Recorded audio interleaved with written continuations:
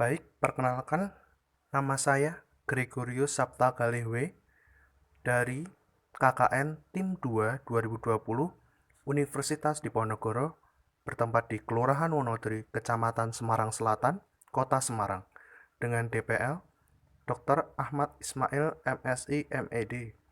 Dan kali ini saya akan membahas program kerja saya yang kedua selama KKN dengan judul Modul Teknis Budidaya Tanaman Obat Keluarga Toga berbasis tanaman sirih dan empon-empon. Yang melatar belakangi dari program ini adalah Indonesia memiliki sumber daya alam yang sangat melimpah. Saat ini terdapat 9.600 jenis tanaman obat, namun hanya 300 spesies yang sudah dimanfaatkan. Sejauh ini tanaman obat belum dibudidayakan secara baik, sehingga banyak tanaman obat dengan hasil panen tidak optimum. Kemudian, tujuan dari modul ini adalah yang pertama, memberi informasi berupa pengetahuan tentang budidaya tanaman obat kepada kelompok tani kebun makmur yang berlokasi di Kelurahan Wonodri. Yang kedua, mengubah perilaku para anggota Poktan Kebun Makmur tentang bagaimana cara budidaya tanaman obat yang baik. Kemudian yang ketiga, meningkatkan kemandirian para anggota Poktan Kebun Makmur dalam memperoleh bahan pembuatan obat herbal. Luaran yang diharapkan dari modul ini yang pertama menjadi sarana edukasi. Kemudian yang kedua, mengubah perilaku agar dapat melakukan budidaya tanaman obat secara lebih baik. Dan yang ketiga, anggota Poktan Kebun Makmur dapat memanfaatkan hasil dari tanaman obat yang mereka budidayakan. Baik, saya menuju tanaman yang pertama yang akan saya bahas kali ini adalah tanaman sirih atau Piper Beetle L. Deskripsi singkat. Tanaman sirih tumbuh menjalar dan bersandar pada tanaman berbatang kayu, ketinggian hingga 15 meter. Sirih memiliki batang yang lunak, berbuku-buku, dan warnanya hijau. Daun sirih merupakan daun tunggal dan daun tumbuh berseling. Daun sirih berwarna hijau dan bentuknya bulat. Tanaman sirih dapat tumbuh pada dataran rendah hingga tinggi, hingga ketinggian 1000 mdpl.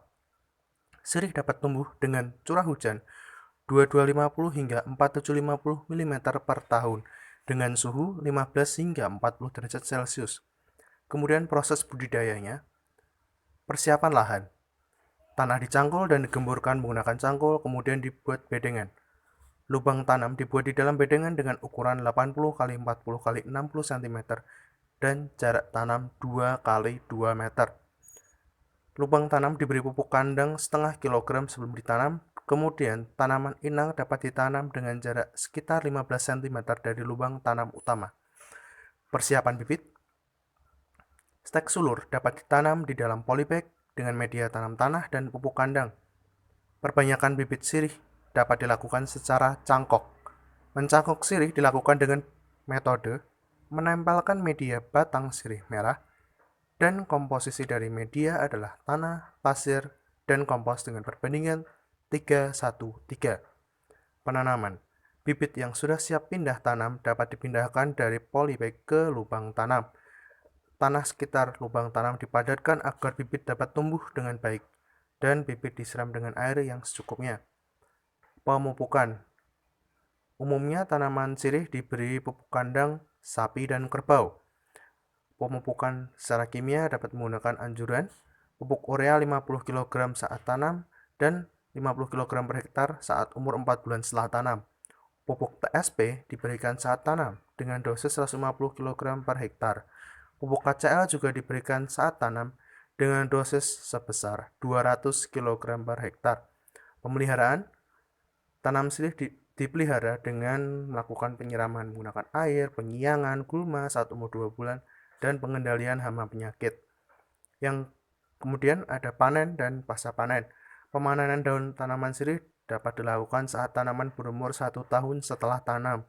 Teknik pemanenan sirih adalah sebagai berikut. Daun yang sudah tua dipetik dari cabang samping, kemudian daun dicuci menggunakan air bersih. Kemudian tanaman yang kedua adalah tanaman serai, Cymbopogon sitarus. Tanaman serai dapat tumbuh pada ketinggian 200 hingga 1000 mdpl. Sementara serai menghasilkan produksi yang optimum pada dataran sedang 300 sampai 600 mdpl. Curah hujan yang dibutuhkan tanaman serai yaitu 2.400 hingga 3.000 mm per tahun dengan syarat hujan merata. Serai merupakan tanaman yang tumbuh di daerah dengan curah hujan yang sedang hingga tinggi. Serai yang tumbuh di daerah dengan curah hujan yang tinggi, pertumbuhannya cepat, namun kandungan minyak atsirinya akan rendah. Kemudian proses budidayanya yang pertama, persiapan bahan tanam. Bahan tanam serai dapat menggunakan biji. Biji dipisahkan dari buahnya dan dijemur selama 2 hari. Namun, persiapan bahan tanam menggunakan biji ini jarang dipakai karena tanaman serai jarang ada yang berbiji. Kemudian, untuk mengatasi hal tersebut, umumnya tanaman serai menggunakan anakan yang dipisahkan dari tanaman induknya sebagai bahan tanam. Kemudian penanaman. Bibit pisahan anak yang sudah diperoleh kemudian ditanam pada lubang tanam dengan kedalaman 20 cm dan satu lubang tanam dapat ditanam dengan 2 hingga 4 anakan. Jarak tanam yang digunakan 45-60 kali 90 cm. Namun hal tersebut bergantung pada kesuburan tanah. Pemeliharaan dilakukan pemupukan pada tanaman serai memang jarang, tapi dapat diberi input berupa pupuk anorganik dengan dosis rekomendasi 60 kg N per hektar, 50 kg P2O5 per hektar, dan 30 kg K2O per hektar. Setelah dipupuk, tanaman serai bisa dilakukan penyiangan. Penyiangan dilakukan 2 hingga 3 kali dalam 1 tahun. Kemudian panen. Tanaman serai dapat dipanen pada saat tanaman berumur 6 hingga 9 bulan setelah tanam. Panen dilakukan dengan cara membongkar rumpun tanaman atau diambil secara bertahap. Tanaman serai juga dapat dipangkas setinggi 10 cm dari permukaan tanah dan tanaman serai akan tumbuh kembali. Yang ketiga ada tanaman lengkuas, Alpinia galanggal L. Tanaman lengkuas memiliki ciri khas, yaitu terdapat batang semu yang berwarna hijau, sementara batang yang sebenarnya berwarna putih yang tertutup daun berwarna hijau. Daun lengkuas berwarna hijau tua dan lengkuas memiliki anakan dengan ujung yang runcing dan berwarna merah. Rimpang lengkuas bercabang membentuk anakan berwarna putih atau merah. Rimpang lengkuas memiliki bau yang aromatik dan rasa yang pedas. Kemudian proses budidaya, yang pertama persiapan bahan tanam.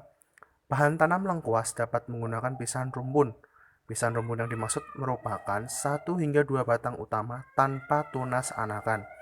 Kemudian penanaman. Pengaturan jarak tanam untuk bibit lengkuas tergantung dari masa panen lengkuas itu sendiri. Apabila lengkuas dipanen semusim, maka dapat menggunakan jarak tanam 60 kali 60 cm. Lengkuas yang akan dipanen berkali-kali, maka menggunakan jarak tanam 1 kali 1 meter. Tunas pada rumpun lengkuas akan berhasil tumbuh apabila ditanam pada awal musim penghujan. Kemudian pemupukan. Pemberian pupuk pada tanaman lengkuas umumnya menggunakan pupuk organik sebagai pupuk dasar dengan dosis 4 hingga 5 ton per hektar. Namun apabila ingin menambahkan dengan pupuk anorganik dapat menggunakan rekomendasi pupuk urea 300 kg per hektar, TSP dan KCl masing-masing 100 kg per hektar. Kemudian panen. Tanaman lengkuas umumnya dipanen rimpangnya. Proses pemanen rimpang lengkuas untuk bahan masakan dapat dilakukan pada umur 9 hingga 12 bulan setelah tanam. Proses panen dilakukan dengan cara membongkar rumpun lengkuas atau panen sebagian rumpun dengan menyisakan beberapa anakan agar lengkuas dapat tumbuh kembali. Kemudian yang keempat ada tanaman kunyit, Curcuma domestica Val. Tanaman kunyit dapat tumbuh bercabang dengan tinggi 400 hingga 100 cm. Batang kunyit merupakan batang semu, kemudian tegak, bulat, membentuk rimpang dengan warna hijau kekuningan, dan tersusun dari pelepah daun yang teksturnya agak lunak. Daun kunyit merupakan daun tunggal berbentuk lanset, panjang 10-40 cm, lebar 8 hingga 12,5 cm, dan tulang daun menyirip.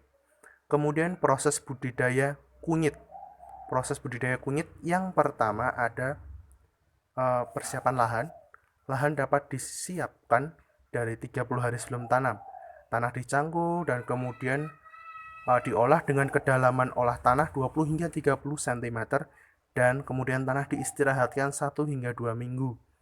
Tanah yang sudah diistirahatkan kemudian diberi pupuk kandang seminggu sebelum tanam dengan dosis 2,5 hingga 3 kg per lubang tanam.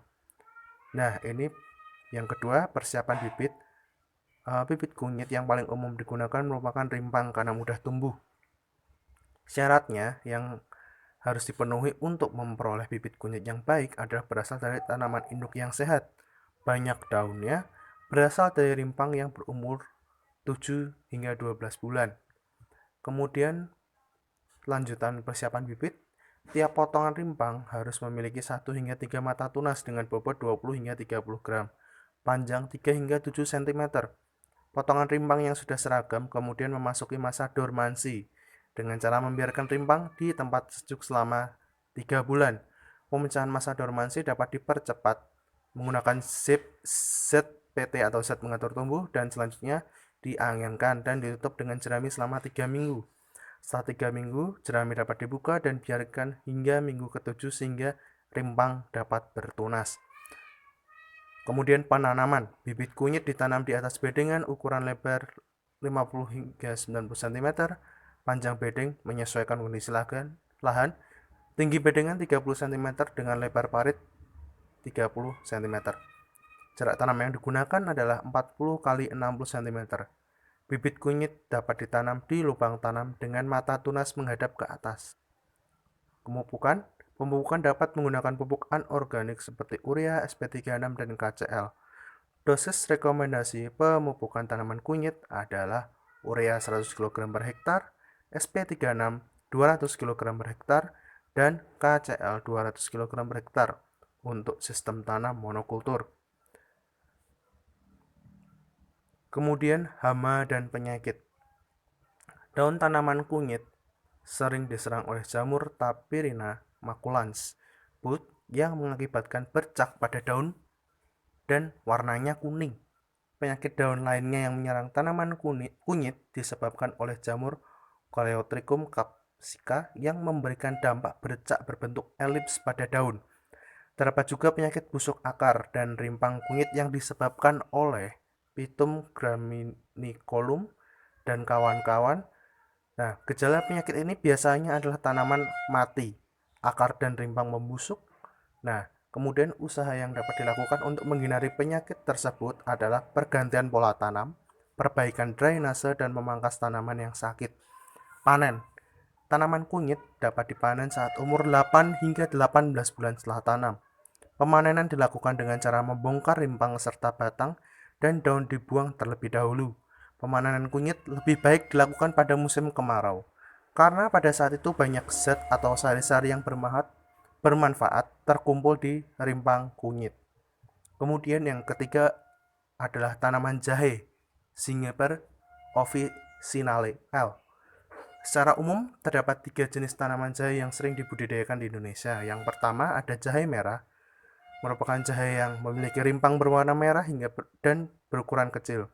Rimpang memiliki serat agak kasar, beraroma tajam, dan rasa sangat pedas. Yang kedua, jahe kecil atau jahe emprit merupakan varietas jahe dengan rimpang yang berukuran kecil, berwarna putih, berkulit tebal, berserat tinggi, dan rasanya pedas. Yang ketiga ada jahe besar atau yang disebut jahe gajah, memiliki rimpang yang berukuran besar, berwarna putih, kandungan serat rendah, dan rasanya kurang pedas. Kemudian menuju ke proses budidaya jahe. Yang pertama ada persiapan lahan. Persiapan lahan dilakukan dengan pemberian bahan organik ke tanah. Kenapa? Karena hal itu sangat membantu meningkatkan hasil dan memperbaiki mutu rimpang jahe. Persiapan bahan tanam. Bahan tanam yang digunakan dalam budidaya jahe adalah rimpang. Rimpang yang digunakan sebagai bahan tanam lebih baik berasal dari tanaman jahe yang berumur tua, yaitu 9 hingga 12 bulan. Rimpang jahe kemudian dipotong dan dilanjutkan pencucian menggunakan air bersih. Nah, selain dicuci, rimpang jahe juga dapat direndam ke dalam larutan agrimisin 0,1% selama 4 jam dan kemudian diangin-anginkan. Rimpang jahe kemudian dapat disemaikan dengan media jerami selama 1 hingga 3 minggu. Kemudian penanaman. Rimpang jahe yang sudah bertunas dapat dipindah tanamkan di lubang tanam yang ada di bedengan. Jarak tanam jahe yang direkomendasikan adalah 50 kali 30 cm. Budidaya tanaman jahe juga dapat dilakukan di dalam pot, di dalam keranjang. Media yang digunakan adalah media tanah topsoil dan kompos berbandingan 2:1. Setelah media dicampur hingga homogen, maka seperempat dari media dimasukkan ke dalam keranjang, kemudian bibit jahe ditutup dengan media setebal 15 cm. Pemupukan. Rekomendasi pemupukan tanaman jahe secara umum adalah 60 kg N per hektar, 70 kg P2O5 per hektar, dan 80 kg K2O per hektar. Sehingga secara ringkas dosis pemupukan jahe menggunakan pupuk urea, TSP, dan KCl masing-masing 150 kg per hektar. Penyiangan dilakukan apabila tanaman sudah mencapai umur 6 hingga 7 bulan setelah tanam. Pembumbunan juga dilakukan bersama dengan penyiangan agar rimpang jahe tidak keluar dari tanah. Hama dan penyakit yang menyerang rimpang jahe saat umur tanaman 5 bulan adalah lalat rimpang. Tanaman yang diserang lalat rimpang memiliki gejala layu dan kering. Cara mencegah rimpang terserang hama lalat adalah melakukan seleksi bibit dan merendam rimpang jahe ke dalam larutan agrimisin sebelum tanam. Seperti yang sudah saya bilang tadi, penyakit yang sering menyerang jahe adalah layu tanaman yang diakibatkan oleh bakteri Pseudomonas solanacearum. Kemudian penyakit ini menyerang titik tumbuh tanaman. Kemudian tanaman yang terkena penyakit ini harus dicabut dan dipisahkan. Panen. Tanaman jahe yang dipanen rimpangnya untuk kebutuhan minyak atsiri yang optimal dapat dipanen saat berumur 9 hingga 10 bulan. Proses panen jahe dilakukan dengan cara mencabut tanamannya hingga akar, lalu rimpang dipisahkan dengan bagian tanaman lainnya. Ya, demikian pemaparan dari saya tentang budidaya tanaman obat keluarga atau toga. Semoga bermanfaat, dan untuk versi softfile-nya dapat Anda akses di link di bawah ini. Sekian dan terima kasih. Mohon maaf apabila ada kesalahan dalam tutur kata. Selamat siang.